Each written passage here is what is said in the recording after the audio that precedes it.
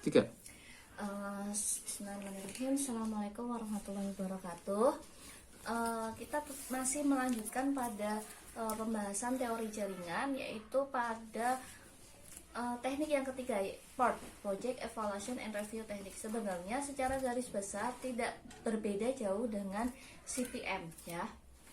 Nah, part ini didefinisikan sebagai suatu metode untuk menjadwal dan menganggarkan sumber-sumber daya untuk menyelesaikan pada jadwal yang sudah ditentukan.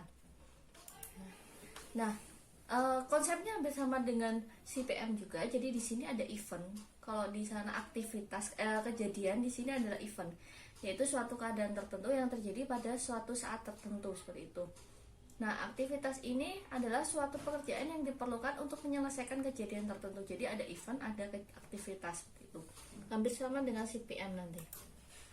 Ya, ini bulat itu adalah event, panah ini adalah aktivitas.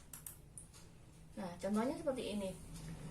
Aktivitas event 1 ini terjadi antara aktivitas 1 dan 2. Event 2 terjadi antara aktivitas 2 dan 3. Event 4 terjadi antara aktivitas 3 dan 5. Dan event 5 terjadi antara aktivitas 4 dan 5. Seperti itu. Nanti akan saya contohkan saja di kasus, ya. Nah, ini contohnya jika pekerjaan membangun rumah. Aktivitas 1, 2 ada event kedua, ya, membuat pondasi, waktunya 2 minggu. Aktivitas 1 dan 3 waktunya adalah 4 minggu, yaitu membuat atap. Aktivitas 2 dan 3 membuat tembok, waktunya adalah 3 minggu.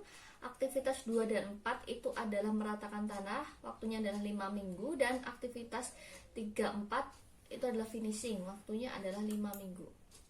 Ya, hal yang perlu diperhatikan, sebelum semua kegiatan dimulai, semua kegiatan yang mendahuluinya harus selesai dikerjakan dulu. Yang kedua, anak panah menunjukkan urutan panjang dan arahnya tidak menunjukkan letak. Jadi begini, anak panahnya itu menunjukkan urutan saja, panjang dan arahnya tidak menunjukkan letak pekerjaannya. Tidak ada nomor pekerjaan yang sama, ya. Nah, dua buah pekerjaan hanya bisa dihubungkan dengan satu kegiatan, tidak bisa dihubungkan dengan kegiatan-kegiatan yang lain. Dan terakhir, pada initial event tidak ada pekerjaan yang mendahului. Itu. Ya. Ini jalur kritis juga, nanti kita akan lihat di sini, di part ini kita juga bisa menentukan jalur kritis seperti dengan CPM. Itu jalur yang jumlah jangka waktu penyelesaian kegiatan-kegiatannya terbesar. Artinya nanti kalau di sini kita langsung masuk di sini, ya, contohnya. Kalau kemarin kita menggunakan waktu kejadian cepat, waktu kejadian lama, waktu mulai cepat, waktu mulai lama, seperti itu. Nah, bedanya kalau dalam part ini kita menggunakan istilahnya itu early start time, early finish time, late start time, dan late finish time. Jadi di sini ES ini sebenarnya hampir sama dengan waktu mulai cepat, WMC, ya. Dan EF ini sama dengan waktu selesai cepat. Sebenarnya sama, hanya istilahnya saja yang berbeda. Dan LS ini sama dengan waktu selesai cepat, ya, dan waktu selesai lama, seperti itu. Ya. Nah, ini nanti kita akan menghitung ES, EF, LS, LF dalam part ini. Kita menggunakan kasusnya yang sama saja dengan yang kemarin, ya. Di sini kemarin ini kita sudah buat antara kegiatan merencanakan, itu berarti antara kejadian 1 dan kejadian 2. Ada aktivitas A, waktunya adalah 10, seperti itu. Antara kejadian 2 dan 3 ini ada aktivitas B, waktunya adalah 2, ya. Kasusnya sama seperti kemarin, saya mengambil kemarin tapi menyelesaikannya menggunakan part. Antara 2 dan 4 ini ada D, waktunya adalah 4 minggu, ya. 4 dan 5 ada E, waktunya adalah 3 minggu. Ini 5 dan 6 ini ada F, waktunya adalah 1, dan ini ada C tadi. Kemarin kan di sini ada C, waktunya adalah 8 minggu, begitu kan? dan 6 dan 7. Ini ada G, waktunya adalah 5 minggu. Ini seperti kemarin, seperti dalam CPM. Nah, di sini kita akan mencoba menyelesaikannya menggunakan PET, ya. Jadi kemarin kalau kita dalam CPM kita menghitung WKC-nya seperti ini kan. Misalkan ini kita bagi, di sini WKC, di sini WS, waktu selesai lama, begitu kan. Tapi kalau dalam PET kita menggambarkannya dari atas ke bawah, seperti itu. 3. Nah, kita akan menggunakan menyelesaikan kasus kemarin menggunakan PERT. Ingat ya, di sini kalau dalam PERT ini kejadian, di sini ada ES, early start, di sini ada early finish.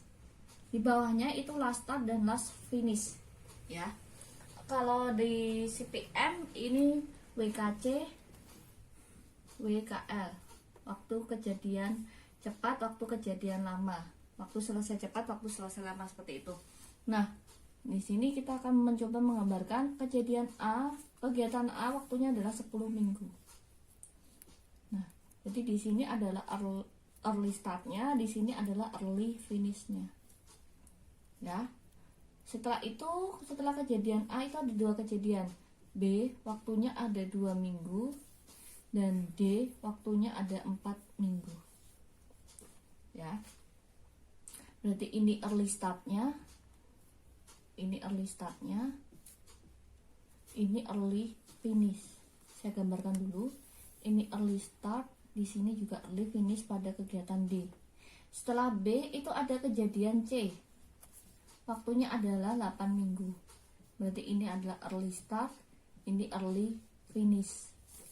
Nanti kita akan hitungnya di belakang sekalian. Ini setelah dia ada kejadian E, waktunya adalah 3 minggu. Ini adalah early start, ini early finish, ya. Setelah itu kegiatan F, waktunya adalah 1 minggu. Ini adalah early start, early finish, ya. Nah, setelah itu, setelah C dan F itu ada kejadian G, waktunya adalah 5 minggu. Di sini adalah early start, early finish. Nah, bagaimana kita akan menghitung early startnya? Early start kita hitung dari atas ke bawah, sedangkan last start, last finish kita hitung dari bawah ke atas. Ingat, proyek kita mulai dari 0. A membutuhkan waktu 10 minggu, berarti selesai di minggu ke-10. Early finish pada kejadian sebelumnya menjadi early start pada kejadian berikutnya. Berarti di sini 10, ya. 10 ditambah 2, 12. Early finish menjadi early start, berarti di sini 12 ditambah 8, 20. Ya. Di sini juga early finish menjadi early start, berarti di sini 10 ditambah 4, 14. 14 menjadi di sini 14 ditambah 3, 17. 17 menjadi di sini 17 ditambah 1, 18. Nah, G ini early startnya kita akan menggunakan early finish yang 20 atau 18. Ingat, G bisa dimulai jika C dan F sudah selesai. Berarti di sini menjadi, kita akan pilih 20 karena C selesai di minggu ke-20. Berarti ini akan selesai di minggu ke-25. Untuk early start, early finish-nya, sekarang kita akan mencoba menghitung di last start, last finish-nya. Berarti dari atas, bawah ke atas. Ini 25. 25 dikurangi 5 berarti menjadi 20. Ya. Last start di sini menjadi last finish pada kegiatan berikutnya. Jadi di sini menjadi 20, 20 dikurangi 1, 19. Ini juga 20, 20 kurangi 8, 12. 19 dikurangi 3 menjadi 16. Sedangkan di sini 16 kurangi 4 berarti 12. Di sini 12 kurangi 2 berarti 10. Nah, kita akan pilih 12 atau 10. Ingat, proyek harus dimulai di minggu ke-0. Berarti kita menggunakan yang sini. 10 kurangi 10 berarti 0. Nah, bagaimana cara menentukan jalur kritis? Jalur kritis dalam CPM, dalam PET, ini berarti yang ES, EF, ini sama dengan LS, LF-nya. Kita lihat, berarti kan di kegiatan A sama ya, kegiatan B sama, C sama, dan G sama. Berarti jalur kritisnya ada di kegiatan A, B, C, dan G. Hasilnya sama dengan CPM. Ya. Jadi di PET ini kita hanya bisa menghitung berapa waktu early start, early finish, last start, dan last finishnya, serta mana saja jalur-jalur kritisnya. Gitu. Nah, di teori jaringan kita sudah pelajari ketiga analisis itu. Yang belum paham nanti kita akan diskusikan pada Zoom ya. Oke, kurang lebihnya mohon maaf. Wassalamualaikum warahmatullahi wabarakatuh.